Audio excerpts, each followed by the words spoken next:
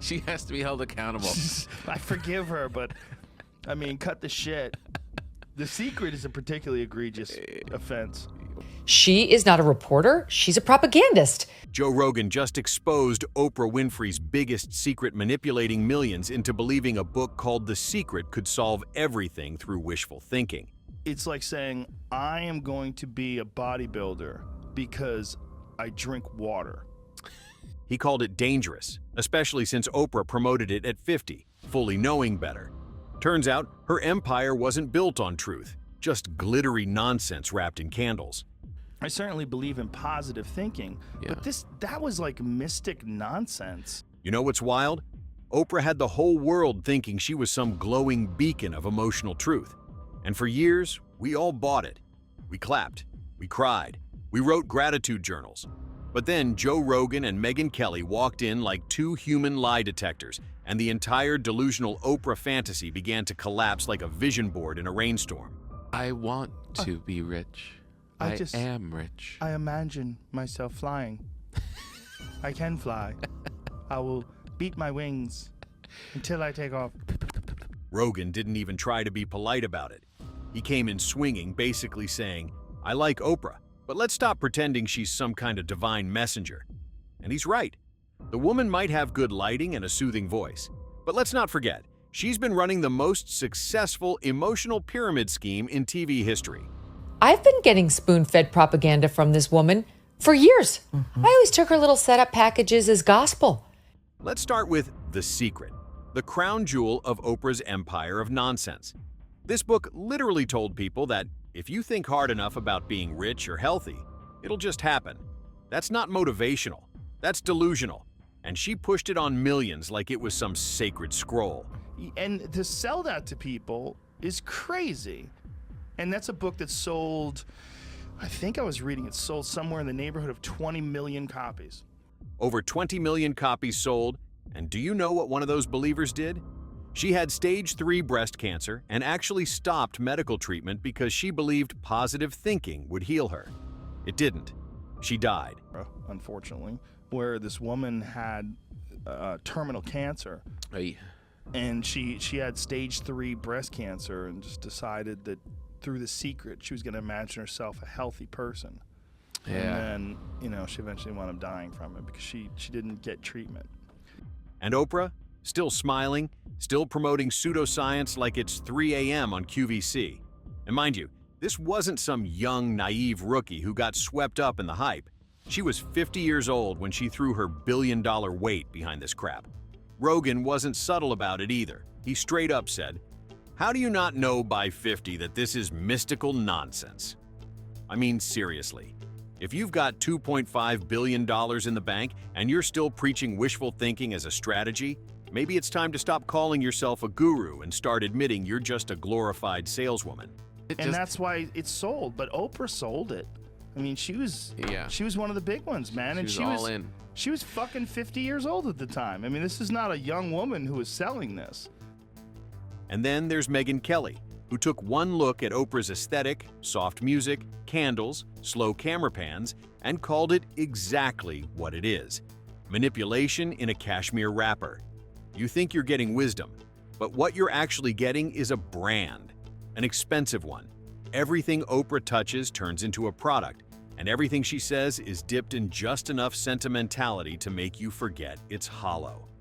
Before I was a reporter, I never even thought to question whether Oprah might be intentionally misleading me. Then last night, the dawn came, and I was like, oh my God, she is not a reporter. She's a propagandist. Now back to The Secret, because Rogan went off. And honestly, he should have. He mocked it as the logic equivalent of saying, I'll become a bodybuilder by just drinking water. That's the level we're talking about. It's not even lazy, it's dangerous. And Oprah didn't just pitch this nonsense once and move on. I want to say disturbing, but it was confusing when that was taking hold with people. When I had friends that were telling me that The Secret is real and that they imagined they were going to fulfill these childhood dreams that they had about whatever, being a fucking astronaut, whatever it would be. She built an entire empire of scented candles and crystal-infused journals around it. Kelly called it an industrialized hope factory, and that's exactly what it is. Real policy? Real change? Nah. Oprah wants you to rub lavender oil on your wrists and vibe your way to success. They believe that they can do these things. Yeah. They had this vision, and they focused on this vision, and it came to fruition. Yeah. Okay? You know what they also did? They also busted their fucking ass and got lucky and were in a business or career that they had some talent in. But here's where it gets dark. Oprah didn't just stop at emotional fluff. She actively tried to play journalist. Emphasis on tried, because her idea of journalism is one soft focus interview after another with zero pushback. Remember the Leaving Neverland interview? Like kind of factual interview after the quote documentary of Michael Jackson. Yes. That was so dishonest. She had Michael Jackson's accusers right there, live, with a million red flags and inconsistencies in their stories, and she asked nothing. Not one serious question. These guys had lawsuits pending against Jackson's estate. You'd think any half-decent reporter would go, could that possibly be a motive? But nope. Oprah just nodded and smiled. She did not raise any of those accusers' serious compromising facts when she had them right there. Maybe they're telling the truth, maybe they're not. But as a journalist, you have to at least ask. And Kelly exposed even more. Turns out Oprah lied about not producing a book on the Jackson case. Publishers like Random House exposed her through metadata. That's right, metadata. That's how deep this rabbit hole of dishonesty goes. She was shopping around a book while denying it existed. This is the woman America trusts to bring them truth. And in the context of litigation, where you were required to turn this stuff over and you lied saying that you didn't have it, and you only got found out because Random House and these other publishers admitted you shopped it to them and turned over the metadata. And don't even get me started on the Kamala Harris town hall. You've never seen such an elite mess. Meryl Streep fumbled her words and called her President Harris, while Julia Roberts was gushing like a fangirl. Oprah didn't press Kamala on a single hard topic. She literally asked a softball immigration question, and when Kamala gave a recycled debate answer, Oprah treated it like breaking news. Lady, we heard that line months ago. Kelly said it best, this was just a repackaging event, a PR stunt disguised as journalism.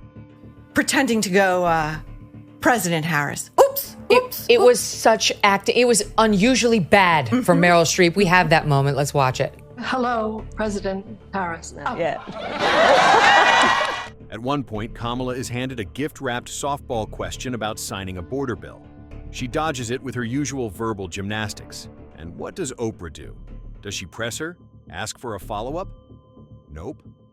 She just looks down at her blue cards like a kid reading off a 5th-grade book report. This is the woman who claims to be a truth teller. This is the queen of accountability? Kamala already answered that question during a Democratic debate months ago. But Oprah either didn't watch it or didn't care. Because actual answers aren't the point. The point is to make Kamala look good and Oprah look enlightened. And that is who Kamala Harris reminds me of. Just filler to cover an absence of actual knowledge. And who else is in the room? Just Julia Roberts and Meryl Streep acting like they've seen the face of God.